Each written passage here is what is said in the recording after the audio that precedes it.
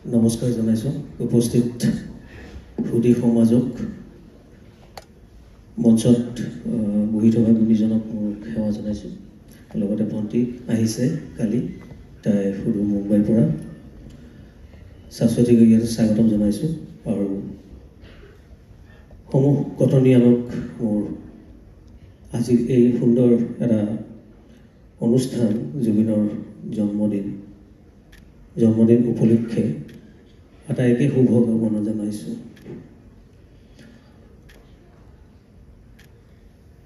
যোৱা এই প্ৰায় 2 মাহ হ'ল এই 2 মাহত বিভিন্ন অঞ্চলত হোৱা শ্ৰদ্ধাঞ্জলি বা স্মৃতিচাৰণ বা অন্তৰংগ জুবিন সম্পৰ্কীয় হঠাৎ নাইকিয়া হোৱা এটা ব্যয়বহুল সাংস্কৃতিক সত্তাৰ ওপৰত আলোকপাত যি শব্দৰে বা যেনেকৈ আমি অনুষ্ঠানটোক চিনাকি দিবৰ কাৰণে চেষ্টা নকৰোঁ কিয় এই শব্দবিলাক আচলতে ভাল লগা শব্দ নহয় ল'ব নোৱাৰি স্মৃতিচাৰণ বস্তুটো ল'ব নোৱাৰি কাৰণ যাৰ আজি 30 বছৰীয়া কৰ্মসূচীয়ে প্ৰত্যেকটো পৰিয়ালত ৰাতিপুৱাৰ পৰা সন্ধিয়ালৈ আলোচিত হয় বা গুণগুণাই থাকে এটা ৰজন জনাই থকা এটা শব্দ বা সুৰ বা তেওঁৰ প্ৰতিচ্ছবি ৰাতিপুৱাৰ পৰা সন্ধিয়ালৈ যাৰ ঘৰত সৰু ল'ৰা ছোৱালী আছে জুবিন আঁতৰি যোৱাৰ পিছত নিশ্চয় প্ৰত্যেকৰে সেই অনুভৱটো হ'ব প্ৰত্যেকগৰাকী অভিভাৱক বা অভিভাৱিকাৰ যাৰ যাৰ ঘৰত ল'ৰা ছোৱালী আছে গতিকে জুবিন হঠাৎ নাইকিয়া হোৱাৰ এই যি ৰিক্ত বা উৰুঙা লগা যি পৰিৱেশ সেই পৰিৱেশত আজি 2 মাহ ধৰি মানুহে স্বাভাৱিক অৱস্থালৈ ঘূৰি আহিব পৰা নাই ক'ৰবাত এতিয়াও কিবা এটা স্বাভাৱিক প্ৰক্ৰিয়া আৰম্ভ হোৱা নাই যেনে লাগে ক'ৰবাত তথাপিও যিবিলাকৰ মনত জোৰ আছে যিয়ে বাস্তৱিক অৰ্থত নিজৰ সময়ৰ প্ৰতি দায়বদ্ধতা বুজি পায় তেওঁলোকে মনক দাস কৰি হ'লেও বা নিজক বুজনি দি হ'লেও নিজৰ কৰ্মসূচীলৈ আহিবলৈ আপ্ৰাণ চেষ্টা কৰিছে আৰু কৰি আছে আৰু সেয়া নিতান্তই আচলতে প্ৰয়োজনীয় কাৰণ ক'তো ৰৈ যাব নোৱাৰি কাৰণ সময় গৈ থাকে ৰাতিপুৱাৰ পৰা সন্ধিয়ালৈ প্ৰত্যেকটো দিন আহে যায় গতিকে আমাৰ মাজেৰে জীৱনেও হয়তো এটা সময়ত আমাক প্ৰশ্ন কৰিব তুমি এই সময়ত কি কৰিছিলা হাতাপতি বহি আছিলা কেৱল দুখ কৰিছিলা চকু পানী টুকিছিলা নে সাহসেৰে বেদনাক বুজনি দিও নিজৰ কৰ্মসূচীক নিজৰ দায়বদ্ধতাক যি দায়বদ্ধতাই পৰিচয় দিয়ে সমাজৰ প্ৰতি নিজৰ ঘৰখনৰ প্ৰতি নিজৰ কৰ্মসূচীৰ প্ৰতি নিজৰ বিদ্যাৰ প্ৰতি সেই দায়বদ্ধতাত তুমি নিজক নিমজ্জিত কৰি আগবাঢ়ি গৈ আছা আৰু এইখিনি কৰিবই লাগিব তেতিয়াহে আমি এটা সময়ত সময়ৰ সন্মুখত সাহসেৰে থিয় দি ক'ব পাৰিম মই আপ্ৰাণ চেষ্টা কৰিছোঁ বুকুত শিল লৈও মই কাম কৰিছোঁ মোৰ দুচকুত মোৰ খেমিকি থকা অৱস্থাটো মই হাঁহি পেলাই নিজৰ পৰিয়ালৰ লগত নিজৰ সমাজখনৰ প্ৰতি নিজৰ মাটি নিজৰ ভাষা বা সংস্কৃতিৰ প্ৰতি মোৰ যি দায়বদ্ধতা আছিল মই নিজৰ কাম কৰিবলৈ আপ্ৰাণ চেষ্টা কৰিছোঁ মই বহি থকা নাই এই সাহসৰ উত্তৰটো নিজৰ ওচৰত থাকিব আৰু এই কথাখিনিয়ে আপোনাক সদায় এটা মুকলি মন দিব যে মোক চাই থকা নতুন প্ৰজন্মই মোক দেখা পাই হয়তো কিছু সাহস পাব যে আগবাঢ়ি যাব লাগিব বহি থাকিব নালাগিব আৰু তেতিয়াহে হ'ব আচলতে জুবিন গাৰ্গৰ প্ৰতি প্ৰকৃত শ্ৰদ্ধাঞ্জলি তেওঁৰ কৰ্মৰাজিক যদি আমি এটা বৈজ্ঞানিক দৃষ্টিভংগীৰে যদি আমি অধ্যয়নৰ সমল কৰি লওঁ বা ল'ব পৰা যদি আছে তাত কিবা তাক যদি নিৰীক্ষণ কৰা যায় তেতিয়াহে নতুন আমাৰ অনুযোগখিনিক নতুন প্ৰজন্মক নিউ জেনেৰেশ্যনক আমি ক'ব পাৰিম আৰু তেওঁলোকেও হয়তো ক'ৰবাত সেই বস্তু বিচাৰি পাব যে ইয়াত অধ্যয়ন কৰিব পৰা কিবা এটা আছে তাৰ লিখনিত, তাৰ সুৰত, তাৰ সংগীত পৰিচালনাত, বা সি তাৰ যিটো অপিনিয়ন, যিটো তাৰ জুবিন মতবাদ, যিটো সি কয় কিছুমান কথা, কিয় কৈছিলে, সেই কথাবিলাক কিন্তু আমি খুব গভীৰভাৱে নিৰীক্ষণ বা অধ্যয়ন বা চালি জাৰি চোৱাৰ কথা আছে। এটা কথা যে কিতাপ নপঢ়া জাতিক কোনো গামোচাই বচাই ৰাখিব নোৱাৰে, সেই কথাটো জুবিন গাৰ্গে কৈছিল। তুলনামূলকভাৱে আমি ভাৰতীয় বাকী কিছু ৰাজ্যতকৈ আমি কমকৈ কিতাপ পঢ়োঁ। আমি বেছিভাগ সময় মোবাইলটোত মনোৰঞ্জন ধৰ্মী কিছুমান চাই সময় অতিবাহিত কৰোঁ, আৰু নিজৰ কৰ্মসূচীৰ পৰা মূৰবোৰ লুকা মাৰোঁ। তাক পলায়নবাদী বুলিও কয়, নিজে নলওঁ যদিও সেই হেৰিটো, বিশেষণটো, কিন্তু আমাৰ প্ৰায়ভাগ সময় আমাৰ এনেকেই যায়। সেই কথাটোত হয়তো জুবিনে ক'ৰবাত সেই কথাটোৱে বিচাৰি পাইছিল যে কিতাপ নপঢ়া জাতিক কেৱল গামোচাই বচাব নোৱাৰে। কিয় কৈছিল এই কথাটো? এইখিনি কথা যদি চাওঁ, তাৰ জীৱন সূচীক যদি আমি চাওঁ, প্ৰথমৰ পৰা জুবিন বহুত সৰুৰ পৰা খুব কিতাপ পঢ়া ল'ৰা আছিল। আমি বিচৰ সময়তহে তাক দেখা নাই যে কিতাপ পঢ়া নাই, কিন্তু সি এটা সময়ত এনেকৈ কিতাপ পঢ়িছে, কোৰ্চৰ কিতাপতকৈও বেছি, 1000 গুণ বেছি বাহিৰৰ কিতাপ পঢ়িছে। যিটো বিষয়ৰ কথাই কোৱা হয়, সেই বিষয়টো আলোচ্য বিষয় হয় নে নহয় সেইটো বাৰু ৰাইজে বিচাৰ কৰিব বা বিবেচনা কৰিব। যিকোনো কথাত তাৰ এটা যুক্তি থাকে, এইকাৰণে থাকে তাৰ পিছফালে অধ্যয়ন থাকে। কিন্তু অধ্যয়ন থাকিলে তৰ্ক বা যুক্তিৰে য'ত বৌদ্ধিকতা থাকিব, এই বৌদ্ধিকভাৱে তাক বিচাৰ কৰি চোৱাৰ বা অধ্যয়ন বা নিৰীক্ষণ কৰাৰ সমল থাকি যায়। গতিকে কিতাপ পঢ়াৰ কথাটো সেইকাৰণে হয়তো সি কৈছিলে। ঠিক তেনেকৈ ভাল ভাল ছবি চাবৰ কাৰণে আটাইকে খুব জোৰ কৰিছিল। বিশ্বমানৰ যিবিলাক ছবি, চিনেমা চাব লাগে, কাৰণ চিনেমাই আমাৰ কেৱল কল্পনা বা ইমাজিনেশ্যন সেইটোকে নকয়, কিন্তু চিনেমা নিৰ্মাণ হয় বহুত বাস্তৱিক অভিজ্ঞতাৰ ওপৰত। যিবিলাক বিয়াগম ব্যক্তিত্ব সম্পন্ন পৰিচালকৰ ছবি, সেই ছবিবিলাকত তেওঁলোকৰ অভিজ্ঞতা, তেওঁলোকৰ অধ্যয়ন, তেওঁৰ জীৱনক জুখি চোৱাৰ বহু বছৰীয়া অনুভৱ বা সমাজত সদায় ঘটি থকা ঘটনাকে সুন্দৰকৈ কলাত্মক দৃষ্টিভংগীৰে তেওঁলোকে এটা চিত্ৰকল্পৰ ৰূপ দিয়ে। গতিকে কেৱল কল্পনাই নাথাকে, তাত বাস্তৱো থাকে, আৰু বাস্তৱ সদায় কঠিন বা নিঠুৰ হয় বুলি কয়, কিন্তু বাস্তৱ সমান্তৰালভাৱে মধুৰো হয়। এই আটাইখিনিক আচলতে চাব লাগে। ঠিক তেনেকৈ সি ফুটবল নিজেও ভাল পাইছিল, আনকো ফুটবল খেলিবৰ কাৰণে বা ফুটবলৰ প্ৰতি আগ্ৰহটো বঢ়াবৰ কাৰণে সদায় চেষ্টা কৰিছিল। যদিও সি ক্ৰীড়াবিদ বা ক্ৰীড়া সংগঠক নাছিল, অনুৰাগী আছিলে সি খেলৰ। খেলিলে আমাৰ প্ৰজন্ম বা আমাৰ নতুন যুৱশক্তি সদায় শাৰীৰিকভাৱে সুস্থ হৈ থাকে। খেলৰ লগত যাৰ যাৰ আছে, যি প্ৰত্যক্ষভাৱে জড়িত খেল ধেমালিত, শৰীৰটো ভালে থাকে, সেইকাৰণে কৈছিলে আটাইবোৰ কথা। ঠিক তেনেকৈ আমি হয়তো মোবাইলত কেতিয়াবা মনোৰঞ্জনৰ কথাও বিচাৰি পাওঁ। জুবিনে কোৱা, জুবিনে চাধা খাইছিলে। চাধাৰ যেতিয়া বিষয়টো ওলাই, চাধা ক'ৰ পৰা আহিলে, প্ৰথম কোনে আনিছিলে চাধা, বিশ্বত কোনে চাধা বিয় পালে, গোটেই চাধাৰ গোটেই হিষ্ট্ৰীটো কৈ দিয়ে।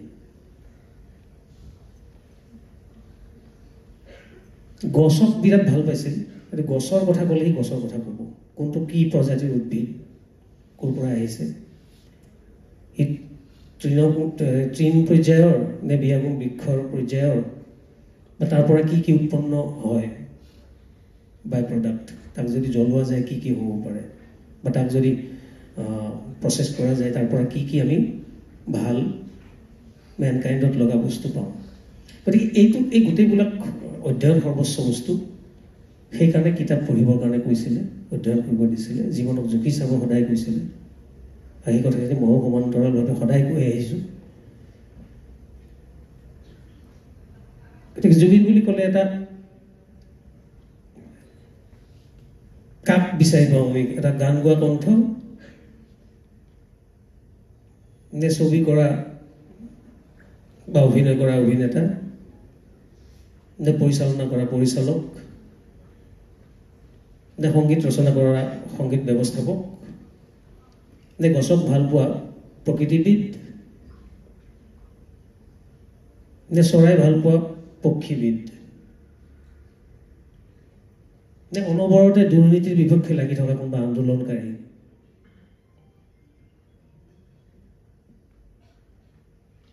নে বানপানীৰ সময়ত ৰাস্তাত নামি পেলাই বৰঙণি, ৰাইজৰ বৰঙণি তুলি পেলাই নিশ্চজনৰ ওচৰত বা পীড়িতজনৰ ওচৰত থিয় দিয়া এটা সাহস? যে জুবিন বুলি ক'লে এই সমগ্ৰ পৰিক্ৰমা এটা, য'ত বিভিন্ন ভূমিকা আছে আৰু প্ৰত্যেকটো ভূমিকাৰে এক চুম্বকীয় আকৰ্ষণ আছে, যাৰ কাৰণে আজি দুমাহ মানুহে এতিয়াও তেওঁৰ মৃত্যুৰ ৰহস্যৰ বাবে বাট চাই আছে এটা সদুত্তৰ পাব বুলি। আমিও ৰৈ আছোঁ। আমাৰ আস্থা আছে ন্যায় ব্যৱস্থাৰ ওপৰত। যেতিয়া তদন্ত নাছিল তেতিয়া জাষ্টিছ ফৰ জুবিন গাৰ্গ বা ন্যায় লাগিবই বুলি চিঞৰিছিলোঁ। তাৰপিছত ধৈৰ্য ধৰিছোঁ যেতিয়া তদন্ত প্ৰক্ৰিয়া আৰম্ভ হ'ল আৰু ধৈৰ্যৰে বাট চাইছোঁ এটা ন্যায় পাব বুলি ৰাইজে বা পৰিয়ালে, ৰহস্যৰ আঁৰ কাপোৰ তুলিব পাৰিব তদন্তকাৰী সংস্থাই। তাকে অধীৰ আগ্ৰহেৰে আটাইয়ে বাট চাই আছে, আমিও বাট চাই আছোঁ। আৰু সেই আস্থা, সেই বিশ্বাস ভাৰতীয় ন্যায়পালিকাৰ ওচৰত আমাৰ যি সদায় আছিল, সদায় থাকিব আৰু তাক অটুট ৰাখিব বুলি আমি ন্যায়পালিকাৰ ওচৰত আমি সেই বিশ্বাসেৰে গৈ আছোঁ। বাকী জুবিনক লগ পোৱা মোৰ 30 বছৰতকৈ বেছি হ'ল, প্ৰায় 33-34 বছৰ আমি একেলগে আছোঁ, কাম কৰিছোঁ। আমি পঢ়ি থকা দিনৰ পৰাই কাম কৰিছোঁ ইয়াত।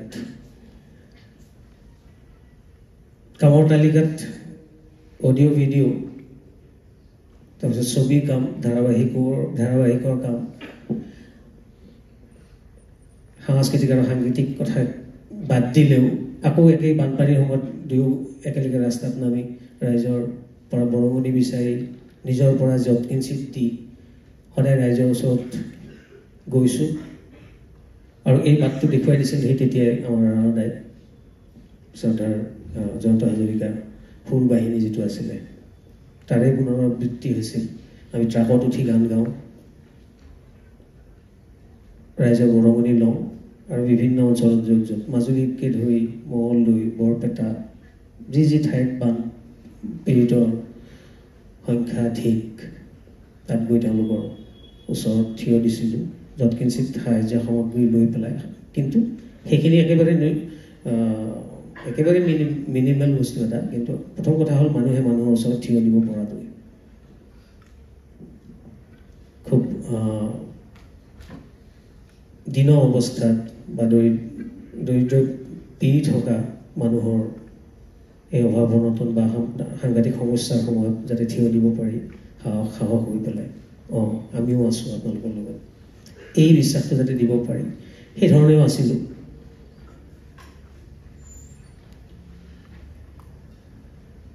আৰু এই কথাবিলাক লৈ পেলাই নতুন প্ৰজন্মই মই ভাবোঁ ইতিবাচক পদক্ষেপ ল'ব আৰু সমাজ গঢ়াত আমাৰ সাংস্কৃতিক ক্ষেত্ৰখনক আগবঢ়াই নিয়াত আগভাগ লৈ আহিব। আৰু এই ভাল কথাবিলাক, বেয়া আছে বহুত, মানুহ মাত্ৰে বেয়াও থাকে, মোৰো আছে, তাৰো আছিল, আপোনালোকৰো হয়তো ক'ৰবাত কিবা কিবি ক'ৰবাত কৰি অহা ভুল বা দোষ থাকিবই।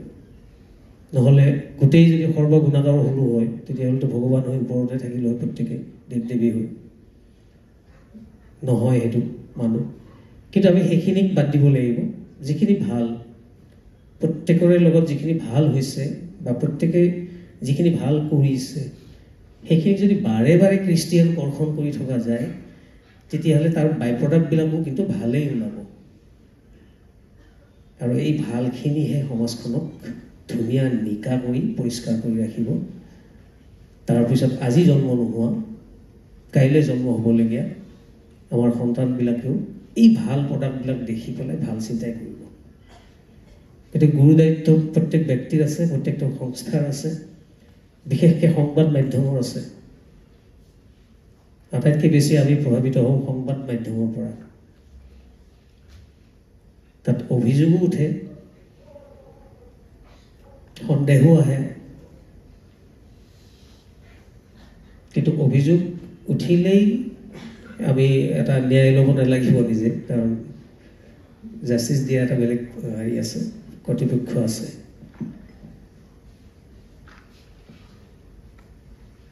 গতিকে এই ভাল কথাখিনি আমি আলোচনা কৰিব লাগিব মোৰ লগত মোৰ ভাল আচৰণ কি মোৰ ভাল কথা বতৰা কি যদি আমি বেয়া বিচাৰি থাকোঁ বেয়াই পাওঁ আৰু নিজৰ মনটো বেয়া হৈ গৈ থাকিব প্ৰথম লগ পোৱা গীত আছিলে আমাৰ দুটাৰ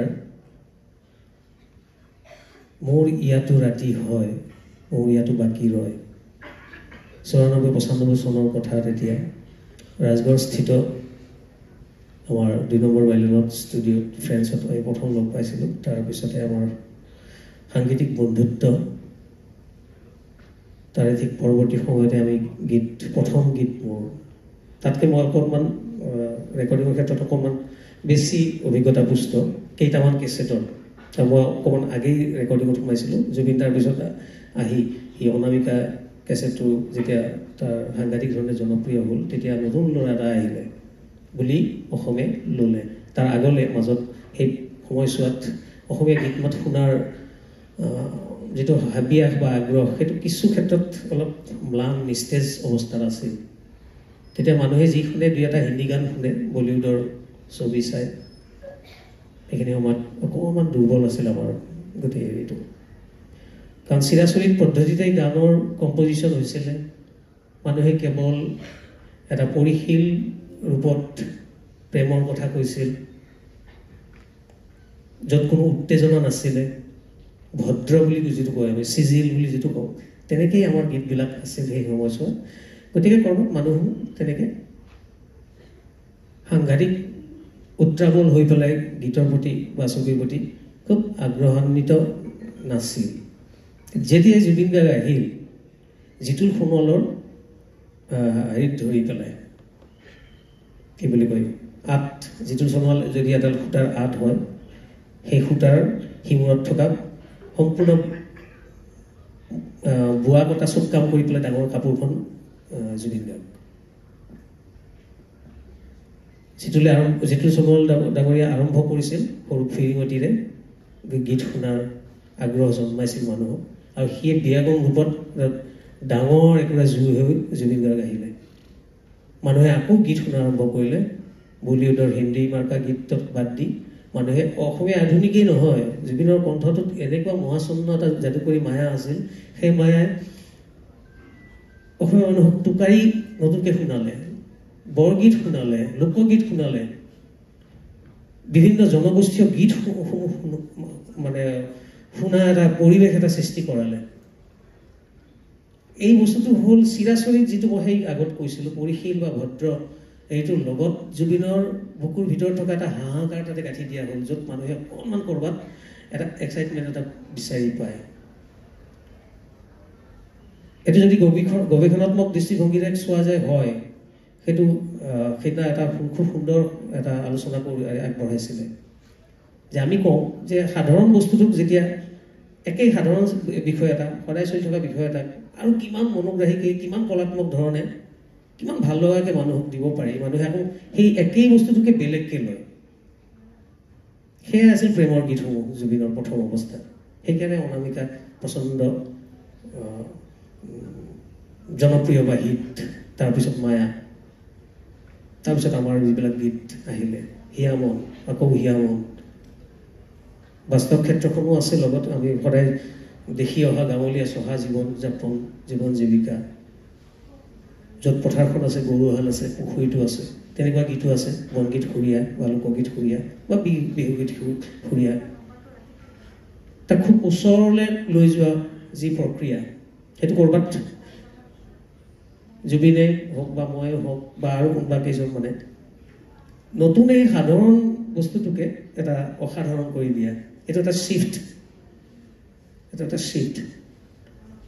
সেই টাউনটো কৈছিলে এইদিনা সমুদ্ৰই, ভাইটি সমুদ্ৰই, পেৰাডাইম শ্বিফ্ট। সহজ বস্তুটোকে, সাধাৰণ বস্তুটোকে খুব সুন্দৰকৈ নি পেলাই য'ত এটা এক্সাইটমেণ্ট, য'ত এটা ভিতৰৰ আন্দোলন এটা থাকিব, হৃদয়ৰ আন্দোলন, একেই সুৰটোত হৃদয়ৰ আন্দোলনটো তাতে গুঠি দিয়াৰ লগে লগে আন এখনি হৃদয়লৈ খুব সোনকালে সি চুৱেগৈ, সি এটা পৰশ দিয়ে। কেৱল নুশুনে, কেৱল শ্ৰৱণেন্দ্ৰিয়ত নাথাকে, এই শ্ৰৱণেন্দ্ৰিয়ৰ মাজেৰে গৈ পেলাই হৃদয়ত চুৱেগৈ। তেতিয়াই সেই গীতটো আপোন হয়, সেই মানুহজন আপোন হয়, এটা আইকনিক পাৱাৰলৈ এটা ৰূপান্তৰিত হয়। সেই গীত গোৱাজন বা সেই ছবি অঁকাজন বা সেই ছবি নিৰ্মাতাজন। গতিকে এই হাহাকাৰটোৰ লগত গাঁঠি দিব পৰা শিল্পীৰ তালিকাত জুবিন গাৰ্গ অন্যতম সাম্প্ৰতিক সময়ত। সেই গীতটো আছিলে মৰিয়াটো ৰাতি হয়, মৰিয়াটো বাকী জ্বলাবলে সুখৰে পোহৰ গছি। এইটো প্ৰথম মোৰ লিখা সুৰৰ গীত জুবিনৰ প্ৰথম কণ্ঠত আহিছিল। আমি দুয়ো একেলগে প্ৰথম কাম কৰা। তাৰপিছত একেধাৰে আমি বহুত প্ৰায় 1200-1500 গীতত সি মোৰ লগতে একেলগে কাম কৰিছে। মোৰ কাম, মোৰ লিখা সুৰত এনেতো সি 38,000 গীত গাইছে, তাৰ গণনা চলি আছে এতিয়া।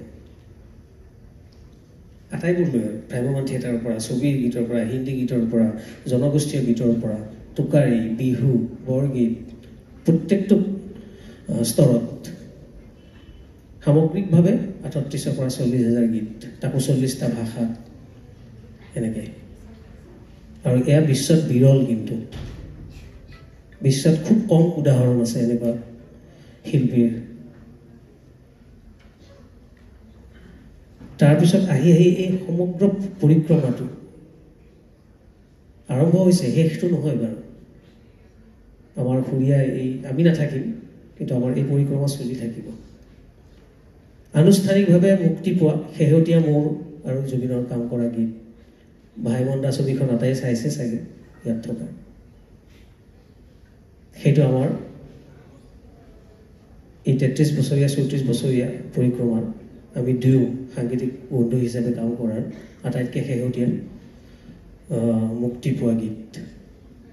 এৰা এৰি ক্ষণিকৰে অচিৰে তুমি মই মিলিম, দুয়ো পাৰে পৃথিৱীত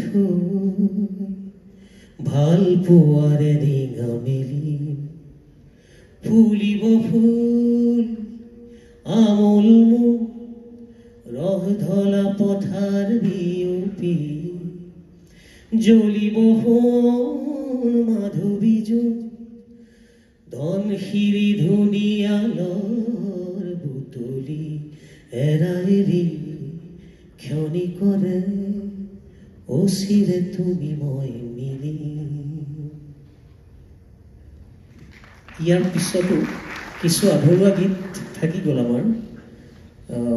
সেইখিনি পৰ্যায়ক্ৰমে আহিব। ইয়াৰ পিছত আমি আৰু কেইখনমান ছবি একেলগে আমি আৰম্ভ কৰিছিলোঁ কাম কৰিম বুলি, কিন্তু সি হঠাৎ এনেকৈ আঁতৰি গুচি গ'ল। মোৰ দুটামান গীত ডাবিং হ'ল, সংগীতৰ কাম সম্পূৰ্ণ নহ'ল। এতিয়া যেতিয়া আমাৰ ছবিগৃহত আৰু স্বাভাৱিক অৱস্থা ঘূৰি আহিব, আমি আশাবাদী, মই আশাবাদী সাংঘাতিক ধৰণে। মই আগেই কৈছোঁ, আমি বহি থাকিব নোৱাৰোঁ, কাম কৰিবই লাগিব, নহ'লে পলায়নবাদী বুলি সময় আহিব এটা সময়ত। গতিকে স্বাভাৱিক প্ৰক্ৰিয়া ঘূৰি আহিব, স্বাভাৱিক পৰিৱেশ ঘূৰি অহাৰ লগে লগে আমি আকৌ পুনৰ কাম কৰিম। এতিয়াও সেই কাম কৰাৰ ইচ্ছা আছে, কিন্তু ক'ৰবাত মনটো যোৱা নাই। ষ্টুডিঅ'ৰ ভিতৰত সোমাই একাগ্ৰতাৰে কাম কৰোঁ। এতিয়া যদি কাম কৰোঁ, জোৰ জবস্তি কাম কৰা হ'ব, য'ত সেই একেই হৃদয়ৰ হাহাকাৰটো নাথাকিব, আন্তৰিকতাটো নাথাকিব, যান্ত্ৰিক হ'ব কথাবিলাক।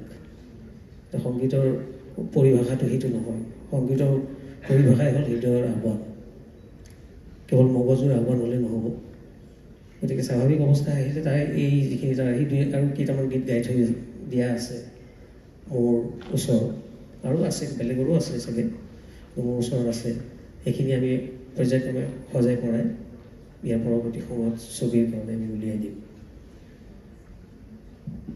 আটাইকে পুনৰ সেৱা জনাইছোঁ আটাই কুশলে থাকক আৰু পুনৰ জুবিনৰ আজি পবিত্ৰ জন্মদিনৰ শুভকামনা আটাইকে জনাইছোঁ ধন্যবাদ